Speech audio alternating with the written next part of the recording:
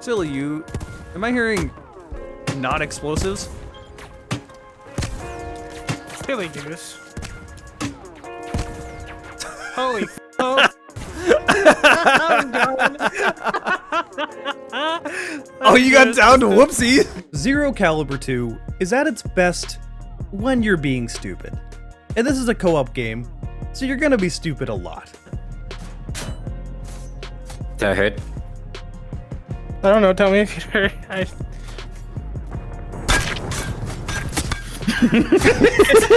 I really miss co-op games. There's not many of them nowadays, let alone co-op games in VR. In fact, Zero Caliber is one of the only ones I can even think of in VR.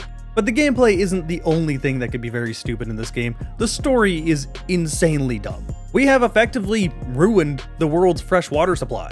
This has started a war across the US between the liberals, and the main antagonist on the other side is Barack. Their leader, Barack, seized the opportunity to gain power and started a holy massacre in the name of their god to cleanse the earth. No, I'm not kidding you, that's just the story. But understanding the story kind of doesn't really matter.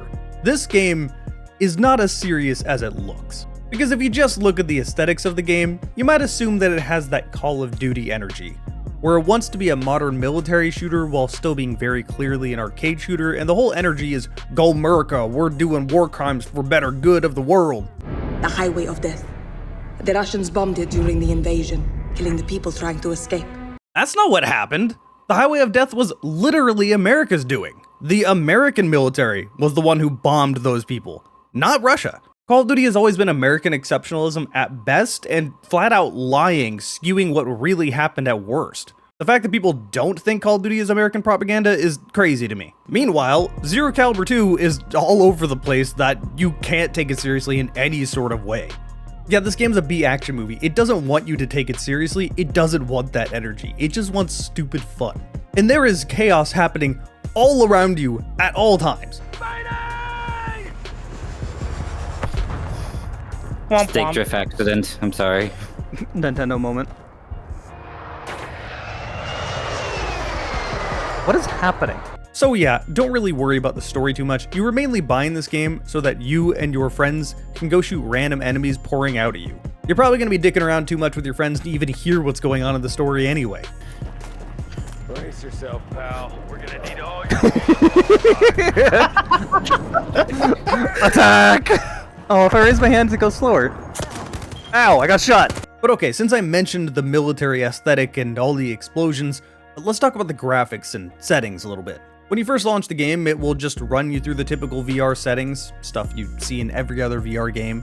Are you right-handed? Do you want to go the direction of your head or your hand? Stuff like that. It has plenty of graphics options and pretty much everything you would want. It seems to run just fine. I didn't really have any issues while playing on my index. But there's one thing I want to complain about. That main complaint is just that the game doesn't really look that good. Now, graphics don't make or break a game, and if the game looked like this and that's all there was to it, I wouldn't even mention this, I wouldn't even care. If the game's fun, I'm just gonna play it anyway. But the reason I mention this is because it was initially made for the Quest. In fact, it was an exclusive on the Quest only for a full year. It just released on PC VR, and PSVR 2 is on the roadmap. The reason I mention this is because the game was very clearly scaled down to work on the Quest, and I just hate this trend. The Quest is basically a mobile chip in your headset. It cannot do what your PC can do, so games need to be scaled down to even work on it to begin with.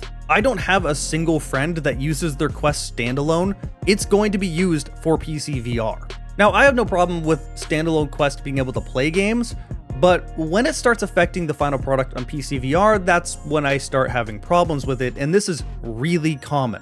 Getting the Quest money is all fine and good. If you want to put a year-long exclusive on the Quest, sure, whatever, I'll play it when it comes out on my platform. PC VR is just flat out better if you have the resources to be able to play it. I'm not talking down on anyone that can only afford a Quest. To be clear, money is really hard to come around. I don't have much myself.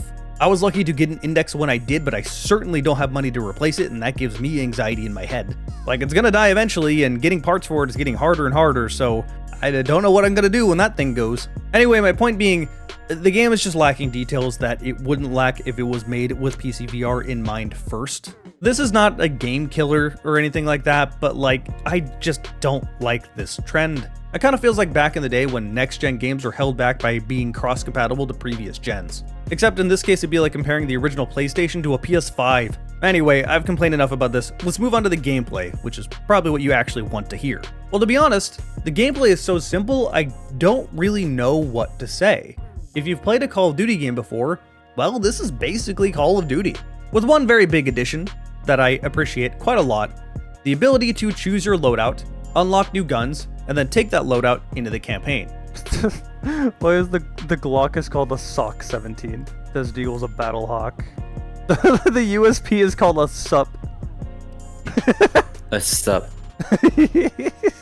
Luger's a Cougar. Okay, I'm fine with all of these names. This is funny. Imagine Call of Duty's create a class system, but it actually worked in the campaign. And this is great. This gives you so many things to work towards. You have so many guns you want to try out. You have different attachments to put on the guns. Trust me, I'll talk about that in a second. This is the driving force behind the gameplay. Because the gameplay itself is a linear mission. You walk into a room, there's a bunch of new guns you can pick up and try out. Enemies pour out of clown closets. You shoot them all dead. You move on. Or you get into a Humvee and you're on a rail waiting to get to the next section where it'll inevitably get stopped. You get out, you shoot all the enemies, rinse and repeat. Here's where it's really obvious that this was made for Quest in mind, because if it wasn't, you'd be able to drive that Humvee and it would be more like a Half-Life 2 section. Because unlike Call of Duty, for the most part, I don't really feel pushed forward by NPCs. I feel like I can go by my own pace, which is thankfully much better. One of my biggest pet peeves with Call of Duty is that you're just following NPCs the entire time. You gotta wait for them to kick open doors, they yell at you to do something, and if you don't do it fast enough, it just arbitrarily kills you to force some false sense of urgency. This game doesn't do that, thank God. I hate that so much. But the core concept of the gameplay is still there. You choose your guns, you pick up your guns, you got new toys to mess with, enemies pour out of clown closets until they're gone.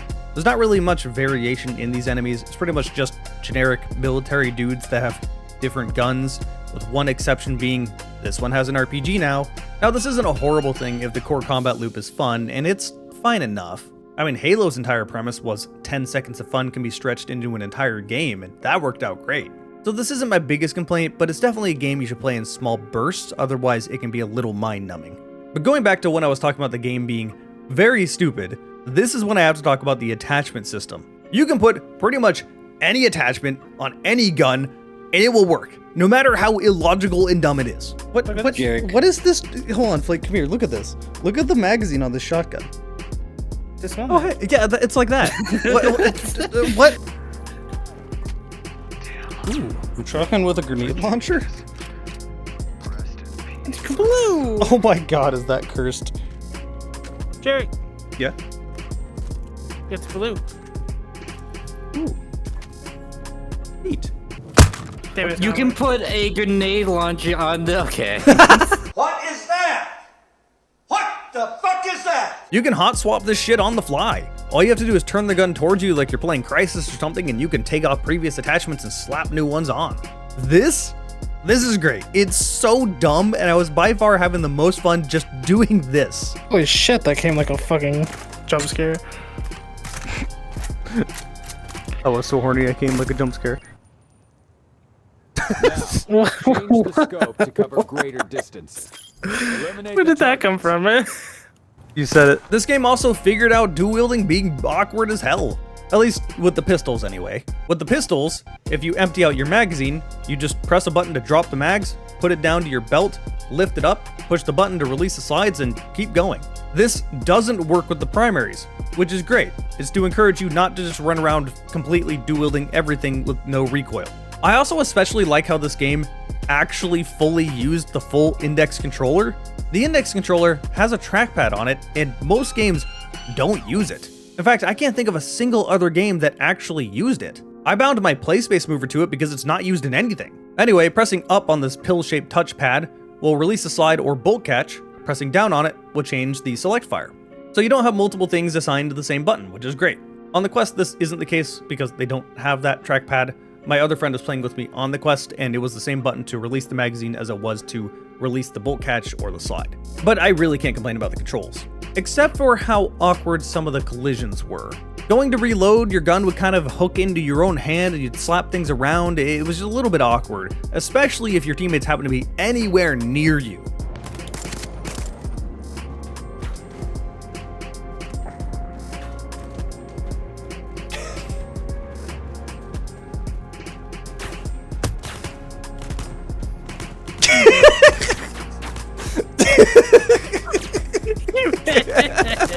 I don't remember this ever being a problem in Zero Caliber 1. Personally, I think your teammates probably shouldn't be able to interact with your guns at all to avoid this from happening.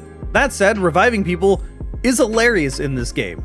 You literally just hold their hand. Just grip their hand long enough and they'll stand up fine. Through the power of friendship, you're alive again. Or maybe sheer spite, I don't know. So yeah, that's pretty much it.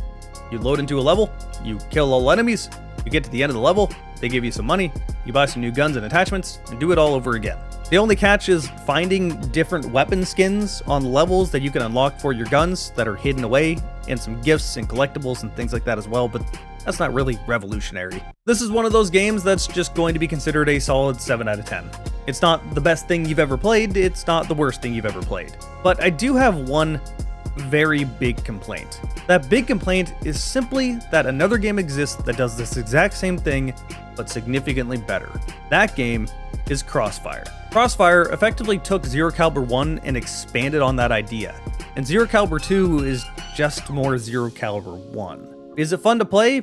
Sure, but if you're having to choose to buy one of these two games, Crossfire is the clear one you should buy instead. Crossfire was made with PSVR 2 and PCVR in mind, not Quest, so it feels like a proper PCVR game. And there's two things it does better that are really important. The first one are guns.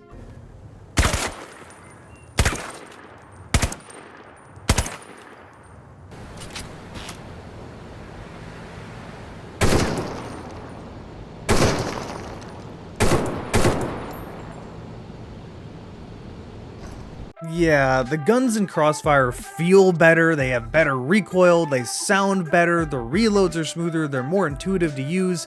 Just as a whole, the gunplay is a significant step up from Zero Caliber. Something that was bothering me the entire time I was playing Zero Caliber 2 was just that the guns aren't exactly realistic with how you handle them. Now, for most games, this means absolutely nothing and I don't care. Like, if I'm playing a flat screen first-person shooter and the gun that's supposed to have an open bolt is not open bolt, like, who cares? You click and people die, same thing, same shit works, it doesn't matter.